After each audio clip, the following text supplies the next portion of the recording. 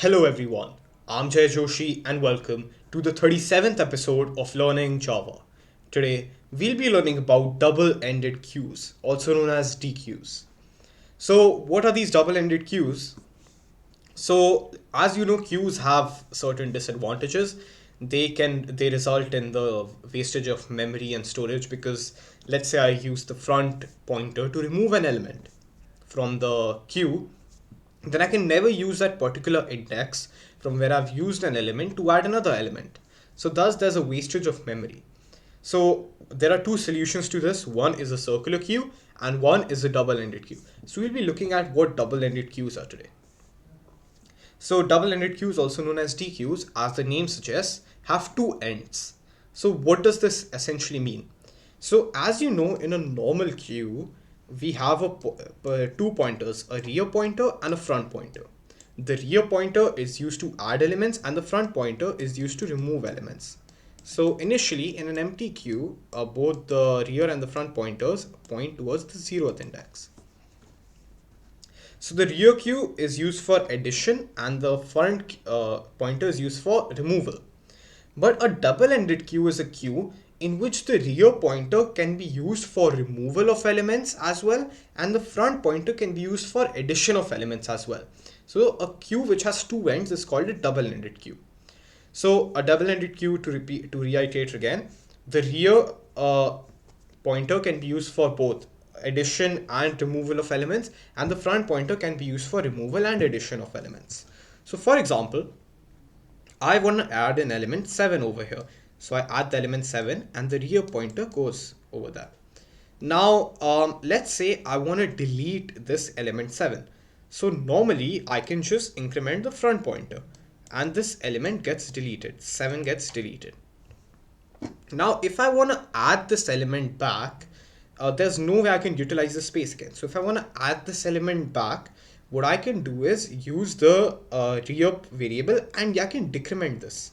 And the rear will come over here. No, my bad, the front will go over there. The rear will stay over here.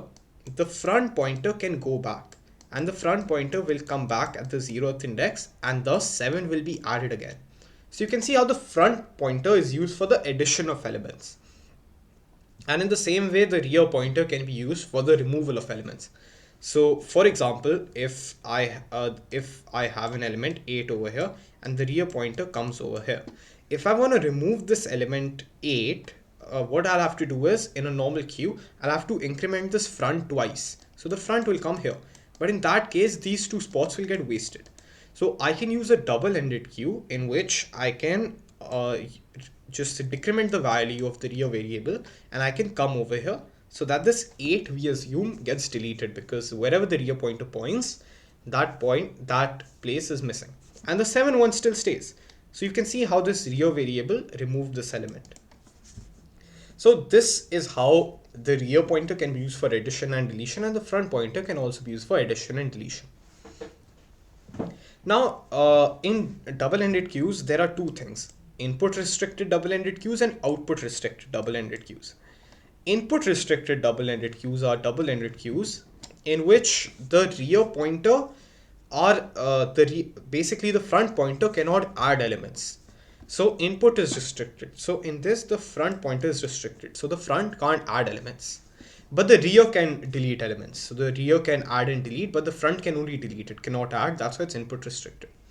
Output restricted is restriction on the rear pointer. It can't delete elements. It can only add elements. The front, however, can delete and. So in input restricted, rear can add and delete, but front can only delete. Output restricted, front can add and delete, but rear can only add. So this is what input and output restricted means. Now these are the operations of a double-ended queue. First, we can add using the front pointer and we can add using the rear pointer as well. We can remove an element using the front pointer and we can remove it using the rear pointer as well. We can retrieve elements using the front pointer. We can retrieve elements from the rear pointer as well. Retrieving elements is the same thing, like how the 7 was deleted and then we retrieved it again. That's what retrieving element means. And these counting and displaying is normal, like a normal queue. You count the number of elements and display the number of elements. So this double-ended queue essentially removes uh, which is its application. It removes the problem of wastage of memory, and we can use both the pointers to add and delete elements. Now, this double-ended queue is also used for scheduling of tasks in a multiprocessor environment, which is also known as the steal job algorithm. So, what does the scheduling mean? Scheduling of tasks. So, we'll be looking at what the scheduling is right now.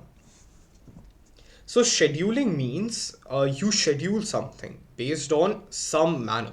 So, in most cases, it's first come, first serve, which is one example over here. So first come first serve scheduling means, for example, in a multi-user environment, in an office, for example, where there are multiple people working and they all want to use the printer. So how can the printer print everyone's thing at once? It'll have to print it one by one. And how does it decide what to print when? It's based on a queue. So it's based on an order. So the person who put his thing first, his command first, his thing will get printed first. Then the second person, then the third, fourth, fifth, and so on. So it's based on a first come first serve basis, and this is known as first come first serve scheduling. So another example of this is batch processing. All the jobs are executed one by one, like a printer job. So all are executed one by one on a first come first serve basis. Another example of scheduling is the round robin scheduling. This I covered in my previous video as well, where I covered circular queues. This is an application of circular queues. Again, in a multi-user environment, when the CPU is to be used by multiple people, it'll execute it based on a first come first serve basis so that the CPU doesn't get overloaded. And it also ensures that all the operations are performed at least once before each thing is executed at least twice. So like in a circular queue, it goes one by one, all the operations are performed, then it'll go back and then everything is performed twice, then thrice. So no thing can get performed twice when the other things are, let's say, zero. So once every operation is performed at least once, then only the second iteration can take place. So this DQ thing is very simple. Again, I mentioned this in circular queue as well. You can try writing the codes for each of these operations on your own. They are a bit tricky and difficult, but it is completely possible, and it's a good practice to enhance your coding skills, and it's just overall useful for you. So try writing codes for each of these operations. So that's it for today, everyone. Thanks for watching. And if you have any queries, thoughts, or suggestions, you can mail me. My email will be in the description down below. And thanks again for watching.